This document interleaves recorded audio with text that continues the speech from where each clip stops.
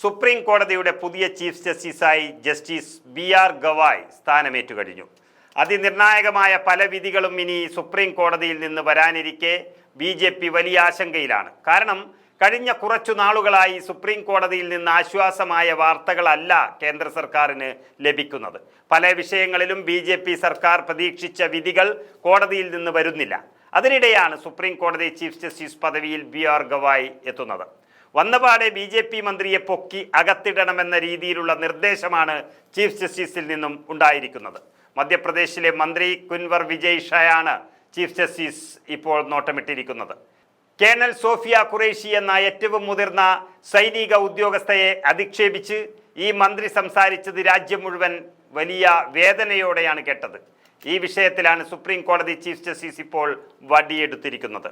വരാനുള്ള പല വിധികളിലും കേന്ദ്ര സർക്കാരിനെ നിഷ്പക്ഷമായി പിന്തുണയ്ക്കില്ല എന്ന സന്ദേശവും ചീഫ് ജസ്റ്റിസ് നൽകുന്നു. മധ്യപ്രദേശ് മന്ത്രിയുടെ പരാമർശം കേട്ട് അക്ഷരാർത്ഥത്തിൽ ഞെട്ടിയിരിക്കുകയാണ് ചീഫ് ജസ്റ്റിസ്. എന്തൊരു തരത്തിലുള്ള പ്രസ്താവനകളാണ് നിങ്ങൾ നടത്തുന്നത് എന്നാണ് ചീഫ് ജസ്റ്റിസ് മന്ത്രി ഷായുടെ അഭിഭാഷകനോട് ചോദിച്ചത്. ചീഫ് ജസ്റ്റിസ് ഗവായ്, അതുപോലെ അഗസ്റ്റിൻ ജോർജ്, മാസിഹ് എന്നിവരടങ്ങുന്ന ബെഞ്ചിന് മുമ്പാകെ അടിയന്തരമായി ലിസ്റ്റ് ചെയ്യേണ്ട വിഷയമായി ഈ കേസിനെ മാറ്റിയിട്ടുണ്ട്. സോഫിയ ഖുറേഷിയെ ഭീകരരുടെ സഹോദരി എന്നാണ് മന്ത്രി വിളിച്ചത്.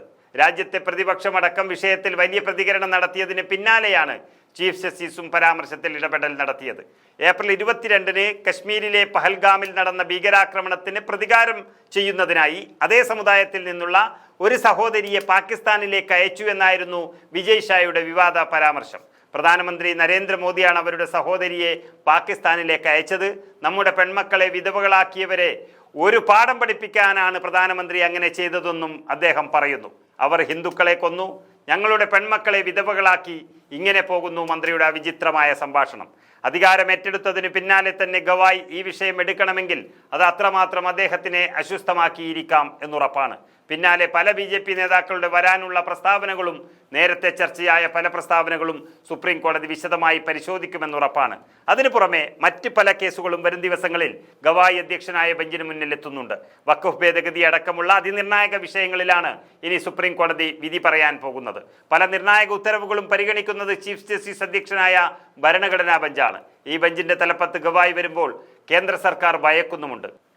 ഗവർണറുടെ അധികാരം ചോദ്യം ചെയ്തത് അടക്കമുള്ള വിധികളിൽ BJP സർക്കാരിന് വലിയ തിരിച്ചടി ലഭിച്ചപ്പോൾ ആ ബെഞ്ചിൽ ജസ്റ്റിസ് ഗവായിയും ഉൾപ്പെട്ടിരുന്നു.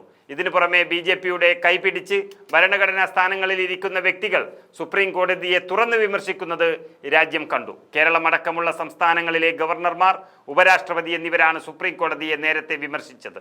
ഇത് വലിയ വിവാദമായതിന് പിന്നാലെയാണ് പുതിയ ചീഫ് ജസ്റ്റിസായി ഗവായ് സ്ഥാനമേൽക്കുന്നത്. BJP മന്ത്രിയെ തൂക്കിയെടുത്തതുപോലെ വരും ദിവസങ്ങളിൽ ഏതൊക്കെ BJP പ്രതികളെ കോടതി നോട്ടമിട്ടിട്ടുണ്ട് എന്ന് വ്യക്തമല്ല.